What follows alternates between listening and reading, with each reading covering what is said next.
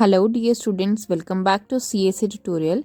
In this video of class 7, you will learn the chapter 18th century political formations. NCERT solutions of this chapter along with the Hindi explanation will be covered in this video. For the extra question answers related to this chapter, check the links given in description. First question is match the following. इसके अंदर आपको question में आपको कुछ match the following करने हैं जो कि आपको दे रखे हैं. आप एक बार वीडियो पहले पूरी देखिए, फिर रिवीजन के लिए इसको आप पॉज करके आप प्रैक्टिस कर सकते हैं. तो चलिए अब इनको सॉल्व करते हैं. इसका आंसर है सूबेदार, प्रोविंशियल गवर्नर, फौजदार, अ मुगल मिलिट्री कमांडर, इजारदार, अ रेवेन्यू फार्मर, मिस्र, a band of Sikh warriors, चौथ, tax levied by the Marathas, कुनबिस, मराठा पीजेंट वॉरियर्स, उमारा, a high noble,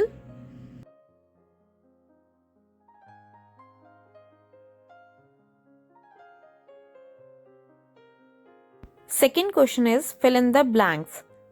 अब इस क्वेश्चन में आपको कुछ ब्लैंक्स दे रखे हैं. अगर आपको इनके आंसर्स पता हैं तो आप फटाफट से कमेंट सेक्शन में लिख के इनके आंसर बताइए.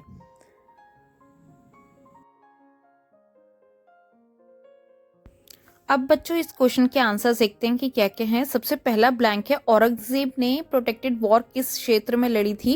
वो थी Deccan.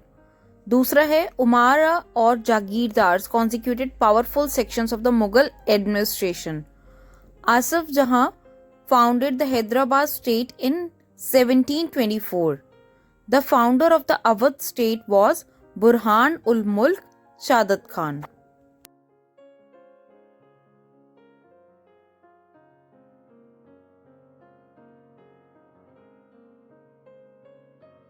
Third question is state whether true और फॉल्स. अब आपको इनके ट्रू या फॉल्स के आंसर्स देने हैं तो फटाफट से कमेंट सेक्शन में लिखिए.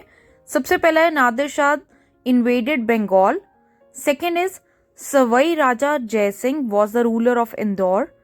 Third is Guru Gobind Singh was the 10th guru of Sikh. D part is Poona became the capital of the Marathas in the 18th century. तो चलिए अब आपको इसके आंसर्स मैं बताती हूँ. स्टेट वेदर ट्रू और फॉल्स के अंदर सबसे पहला था आपका Nadir Shah invaded Bengal. So it is false because Nadir Shah has not invaded Bengal. B part is Sawai Raja Jai Singh was the ruler of Indore. इसका भी आंसर फॉल्स है क्योंकि सवाई राजा जय सिंह जो थे वो इंदौर के रूलर नहीं थे. C part Guru Gobind Singh was the 10th guru of Sikh. गुरु गोबिंद सिंह जो थे वो सिखों के 10वें गुरु थे. It is true. D part is Poona became the capital of the Marathas in the 18th century. It is true. Poona जो थी वो मराठा की कैपिटल बनी 18th century में. Fourth question is what were the offices held by Saadat Khan. Saadat Khan के द्वारा कौन कौन से ऑफिसेस रखे ऑक्यूपाई किए गए थे. So its answer is the offices held by Saadat Khan were. सबसे पहला था सूबेदारी, सेकेंड इज फौजदारी एंड थर्ड इज दीवानी. सूबेदारी में आता था कि जो सरहदी एरियाज थे, पॉलिटिकल एरियाज थे, उन एरियाज का फौजदारी यानी कि मिलिट्री और दीवानी यानी कि फाइनेंशियल. जो सादत खान था उसने अपने अंडर तीनों ऑफिसेस पॉलिटिकल, मिलिट्री और फाइनेंशियल तीनों ऑफिसेस को अपने अंडर कर लिया था. Fifth question is why did the nawabs of Awadh and Bengal try to do away with the जागीरदारी सिस्टम. जो अवध और बंगाल के नवाब थे वो जागीरदारी सिस्टम को क्यों हटाना चाहते थे. तो इसका आंसर है to decrease the Mughal influence. उनका मकसद था कि वो मुगल इन्फ्लुएंस जो था वो उसको कम कर सकें. Second point is to increase their power. वो अपनी शक्ति बढ़ाना चाहते थे मुगल इन्फ्लुएंस को कम करने के बाद. Third is to stop them from being powerful to revolt against their authority. जागीरदारी सिस्टम को हटाकर जो अवध के नवाब थे और बंगाल के नवाब थे वो मुगल इन्फ्लुएंस को कम करना चाहते थे.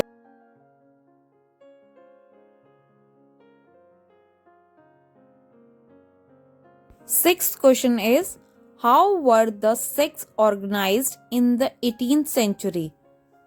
इस क्वेश्चन में आपने बताना है कि सिखों ने अपने आप को 18th सेंचुरी में किस प्रकार ऑर्गेनाइज किया। तो इसका आंसर है इन 1699 फॉर्मेशन ऑफ खालसा बाय गुरु गोबिंद सिंह। 1699 में गुरु गोबिंद सिंह जी के द्वारा खालसा की फॉर्मेशन की गई। सेकंड पॉइंट है they fought against Rajputs and Mughals, और फिर ये जो खालसा थे इन्होंने राजपूत और मुगल के खिलाफ युद्ध किया, लड़ाई की, इनके खिलाफ लड़े। Third is after his death leadership pass to Banda Bahadur.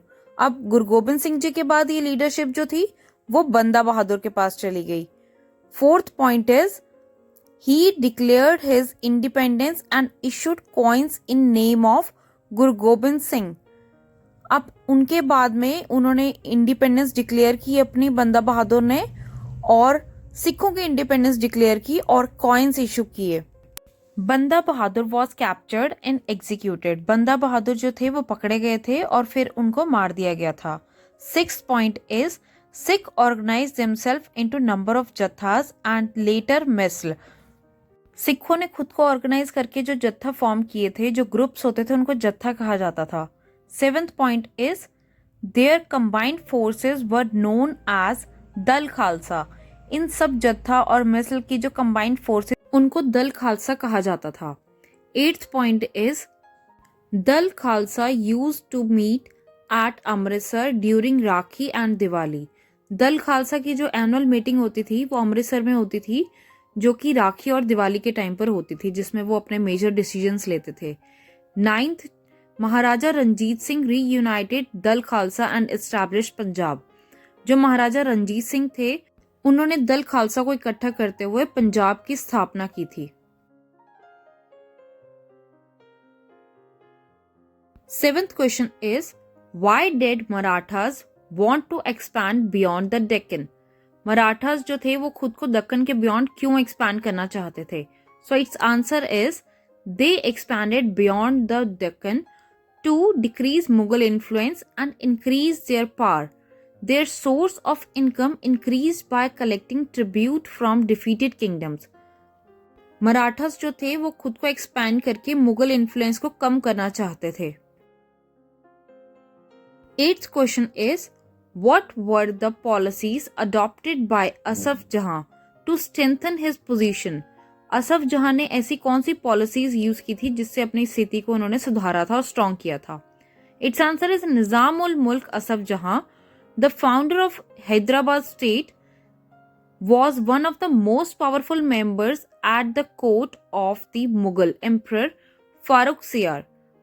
Asaf Jahan bought skilled soldiers and administrators from North India who welcomed the new opportunities in the south.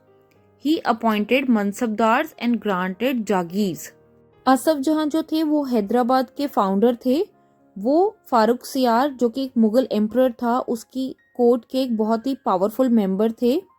Asaf जहां जो थे वो स्किल्ड सोल्जर्स को, एडमिनिस्ट्रेटर्स को नॉर्दर्न इंडिया से लेकर आए और उन्होंने मनसबदार्स अपॉइंट किए। उन मनसबदार्स को जागीर ग्रांट की जाती थी।